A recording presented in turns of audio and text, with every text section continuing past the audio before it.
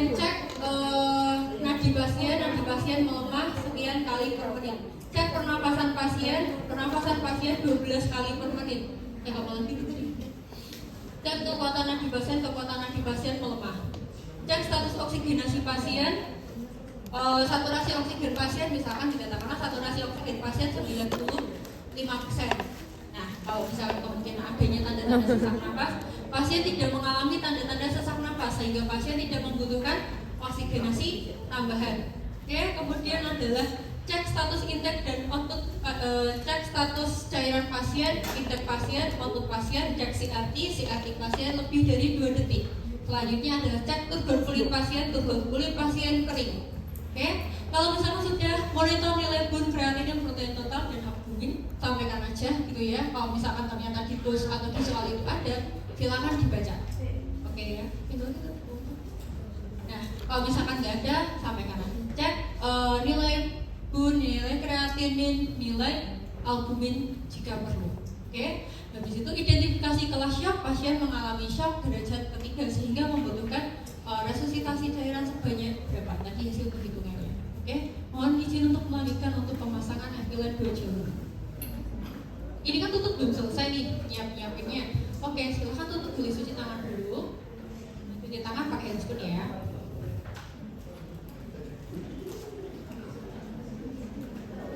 Oke teman-teman, nanti silakan yang satu kalau misalkan sudah selesai, kita sudah selesai itu, langsung kita pasang info setnya.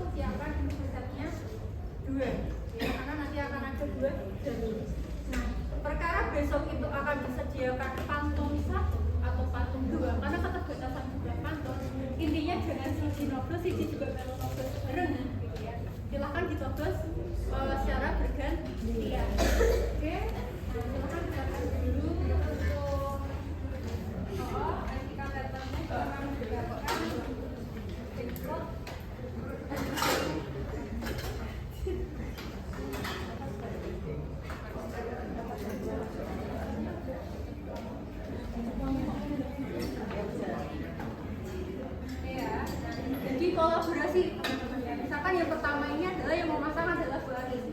Berarti nanti Tutut tugasnya ketika Bu Aris sudah bisa nyoblos, Tutut adalah yang masangnya ini ya, menyambungkan ke inset. Oke. Jangan lupa biasanya lupa itu adalah apa pasang tornik ya. Ternyata torniknya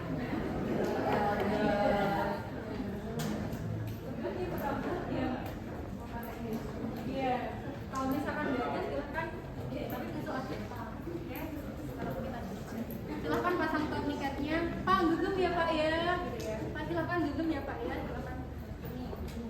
Oke, dipasang epilennya tadi berapa untuk ininya, untuk ukuran jalurnya 12 sampai 16 atau 12 sampai 18 ya.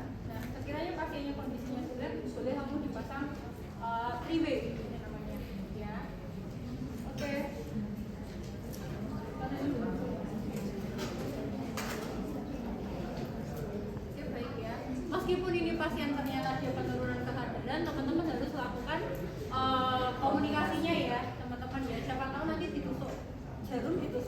infus dia. Bapak mohon maaf ya Pak ya, permisi saya cari dulu ya Pak ya penanya ya Pak. Dan biasanya yang terjadi adalah susah beli ya. Oke, mending teman-teman cari dulu aja.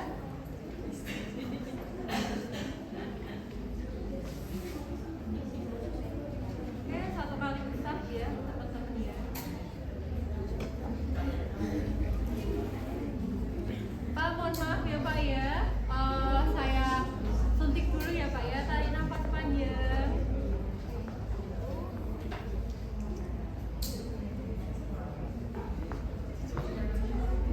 Besok teman-teman gak usah bingung, Bu ini masuk nggak, ini masuk nggak, yang penting selesai dulu aja gitu ya.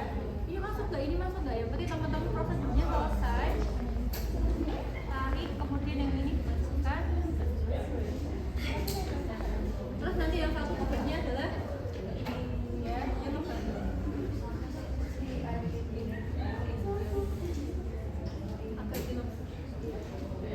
seperti itu. Nah sampai yang satu ini selesai plaster ya, plaster.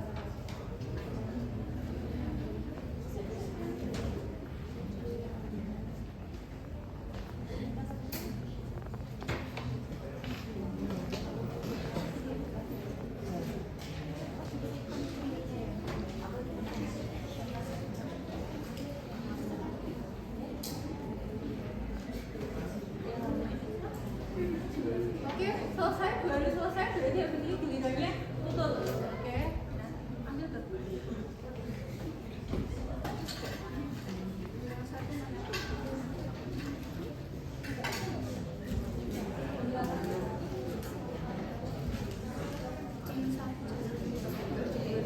Harusnya di 2 tangan teman-teman, tapi manekin kita kan satu ya. Jadi kalau misalkan seperti ini, bisa sampaikan saja. Yang satu adalah info 1 terpasang, IP line 1 sudah terpasang, pindah IP line kedua di tangan sebelah satunya gitu ya. Ternyata tangannya fraktur gitu ya, berarti di kaki. Jadi intinya pemasangan IP line itu jangan di ekstremitas yang sama gitu ya. Meh dia di kaki, meh di tangan kanan dan kiri, tangan dan kaki, oke, yang penting tidak di kiri. Nah ini satu tangan dulu, intinya problemnya ini nggak ada ya.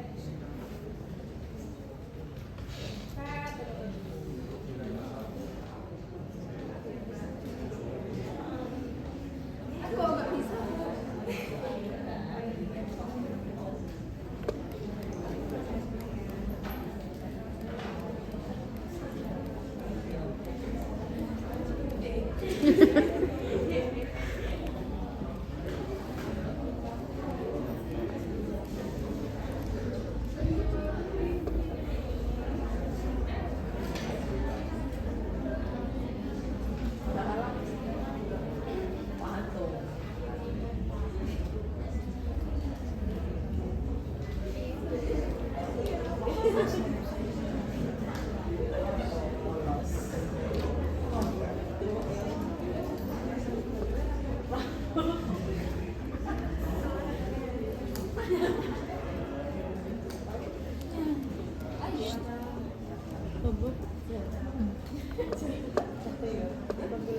Sudah terpasang. Nah, kalau misalnya ternyata nanti sudah terpasang, teman-teman harus merapikan pasiennya, atau kalau enggak, besok silakan teman-teman sampaikan aja kepada klinisi.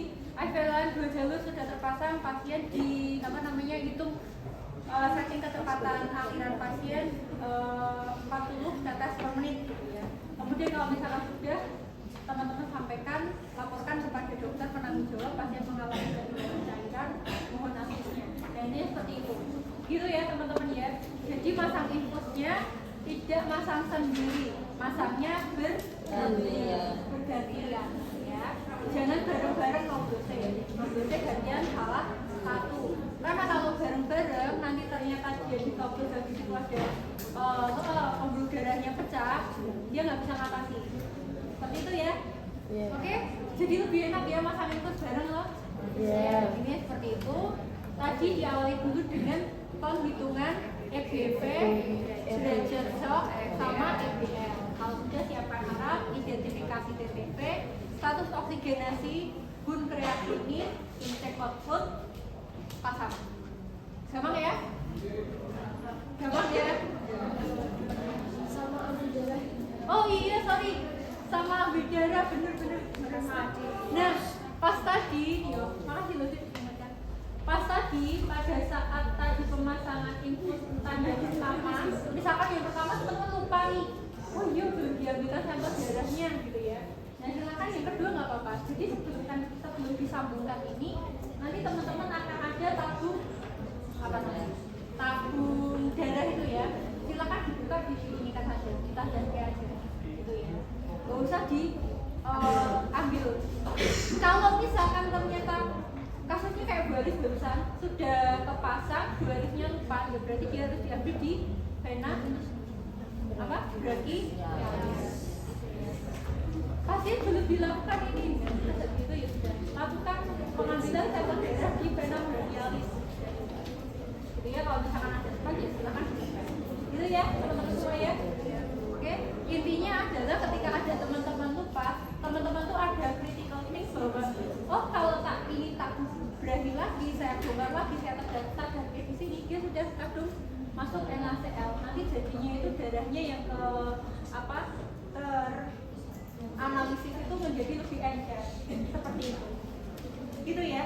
Oke, thank you deh. Ada yang mau ditanyakan?